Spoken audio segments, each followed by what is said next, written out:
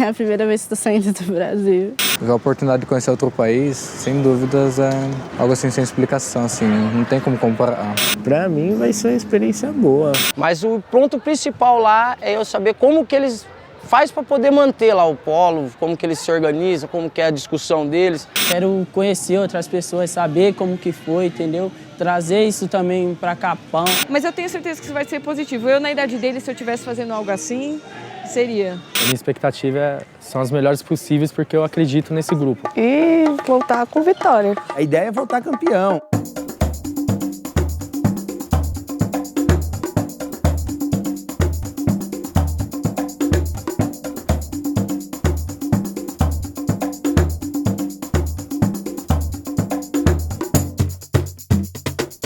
Nossa, foi um aprendizado muito bacana, porque para quem, tipo assim, fica aqui na comunidade todo dia, se ficar com o povo da Argentina, fazer uma integração com a Colômbia, nossa, com várias equipes, para mim foi muito bacana estar lá, participar.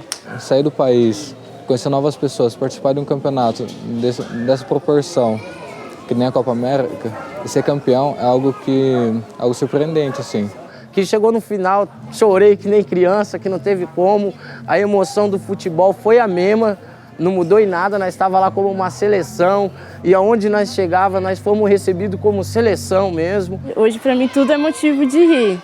E eu aprendi isso junto com o futebol cajueiro, junto com o time, com a preparação que teve antes da gente ir, dos treinos, né?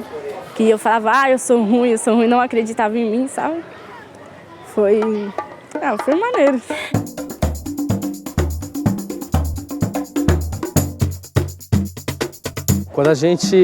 Primeira coisa quando a gente chega num polo é incentivar a prática do futebol.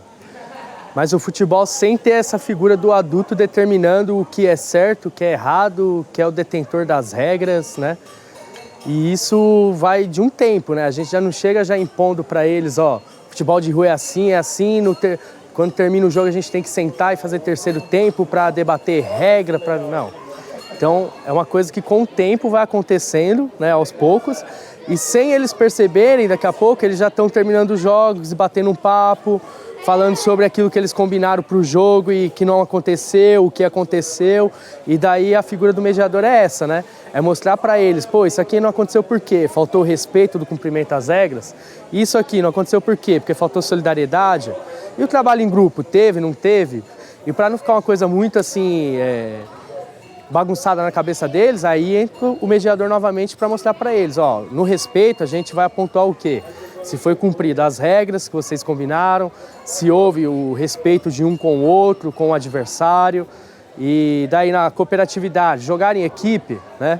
O que é cooperatividade? O que é jogar coletivo? Jogar coletivo não é só você jogar com a sua equipe, mas também tem o outro lado, né?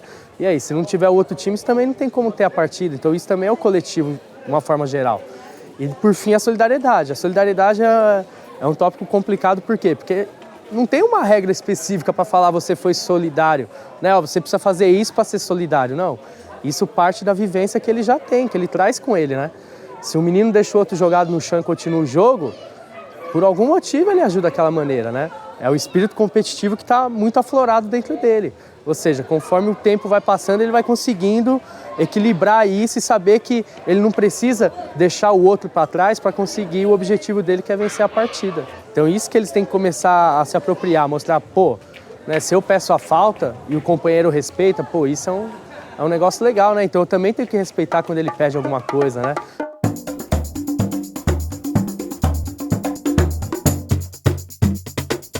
E a figura da menina é a discussão mais assim aflorada que existe. Por quê? Porque a menina tem que fazer parte do futebol cajueiro, né? E se a gente discute direitos, não é que você vai colocar a menina e só por ela estar lá, não. Ela tem que fazer, ela tem que participar ativamente do processo, né? Ela tem que falar no terceiro tempo, ela tem que criar regras e ela não pode ser tratada de um jeito diferente, né? Ela é igual, ela tem os mesmos direitos, né? É muito visível esse processo humanizador que tá trazendo, sabe? Em nenhum momento houve divisão entre nós. Porque a partir do momento que nós estávamos saindo até nós chegamos lá, foi um protegendo o outro, um cuidando do outro. Na hora que a gente se encontrou lá no metrô, pra ir pra ação, já começou a acontecer uma coisa muito legal ali. Ver que, tipo, que jovem é jovem em qualquer lugar. Todo mundo é igual, todo mundo tem sonho, tem seus objetivos. Alguns são possíveis, outros não, mas isso não vai fazer com que ninguém desista. Uma coisa boa e difícil de se ver por aí, igualdade. Só depois que a gente chegou em casa, respirou fundo, falou, nossa, olha, sei lá, essa pessoa ficou desse jeito, transformou, agora fala mais do que o outro, que não falava tanto.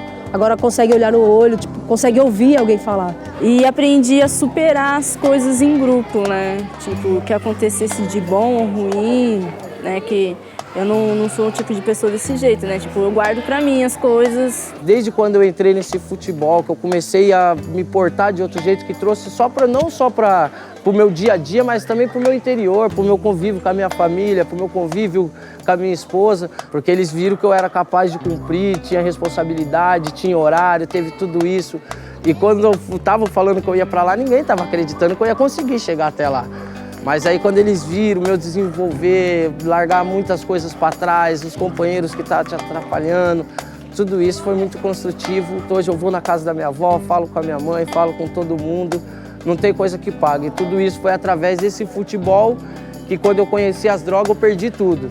Mas aí quando, graças a Deus, eu conheci esse futebol que foi onde que me trouxe força de vontade de viver e mostrar para os meus companheiros que do mesmo jeito que eu posso, eles também podem reconciliar com a família.